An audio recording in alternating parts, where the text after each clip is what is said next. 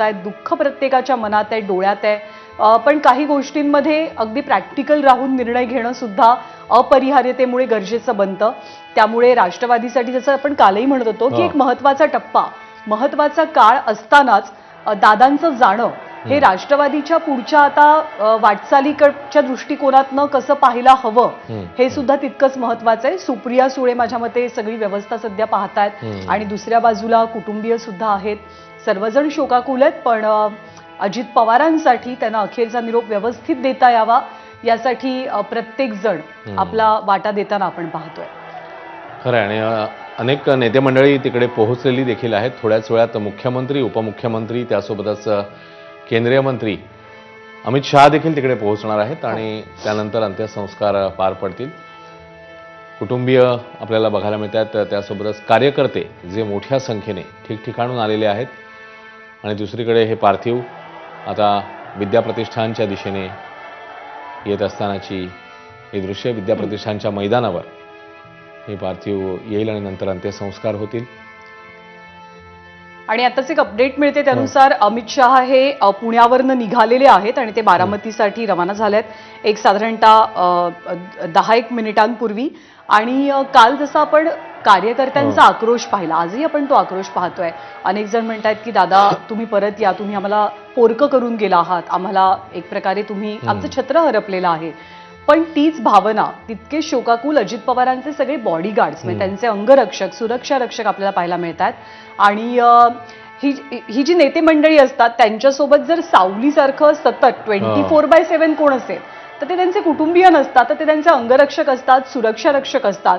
त्यामुळे त्यांचं नातं हे खूपच एक प्रकारे वेगळं नातं असतं, भावनिक नातंही असतं. कारण एकत्र प्रवास करताना, एकत्र कधी कधी जेवताना, मीटिंग्समध्ये सोबत असताना अनेक चर्चा होत असतात. त्यामुळे अजित पवारांचे सगळे अंगरक्षक सुद्धा आज कमालीचे भाऊक झाल्याचं दृश्य आपल्याला पाहायला मिळालं. आणि प्रत्येक जण हेच सांगतोय की दादांनी किती प्रेम केलं, दादांनी किती दिलं.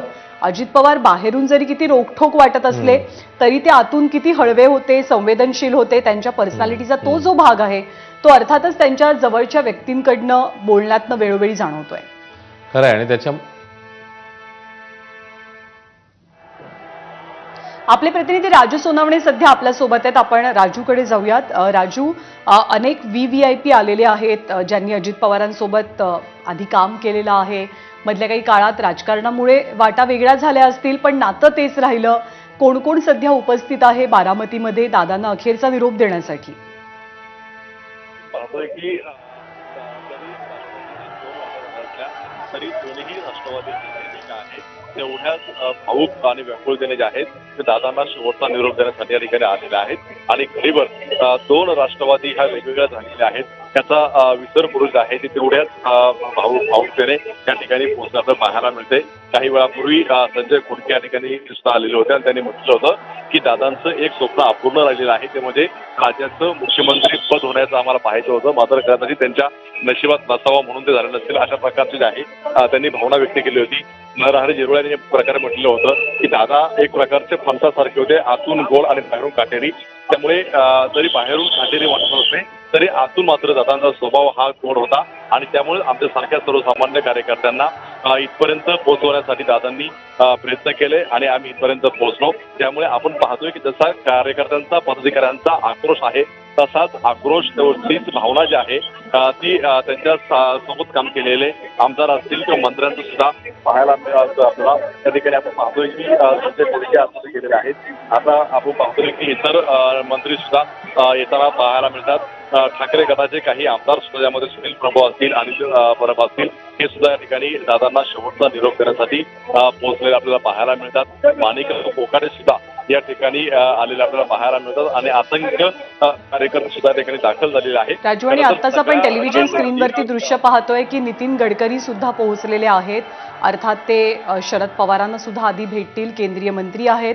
आणि पवार कुटुंबासोबत राज्यातल्या अनेक राजकीय नेत्यांचे हे कौटुंबिक पातळीवरचे जिव्हाळ्याचे संबंध राहिलेले आहेत आणि ते राजकारणापलीकडचे संबंध आहेत.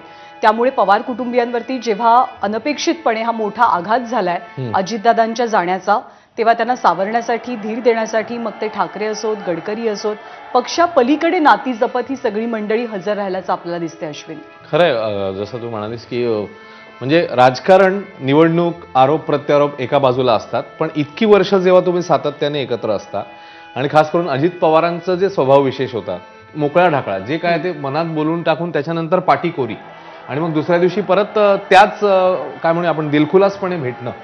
तर मला वाटतं की ते जे आहे ना, ते आज प्रत्येकाच्या मनामध्ये त्या आठवणी येत असणार. आणि अनेक मंडळी आहेत इकडे, वेगवेगळ्या पक्षातली आहेत. त्यांच्या पक्षातली तर आहेच, म्हणजे राष्ट्रवादीचे 2 पक्ष झाल्यानंतर जे राजकारण सगळं झालं ते सगळ्या महाराष्ट्राने पाहिलं. त्याच्याबद्दल काय आता वेगळं सांगायची गरज नाही, पण तरी देखील ती मंडळी देखील जेव्हा आज एकत्र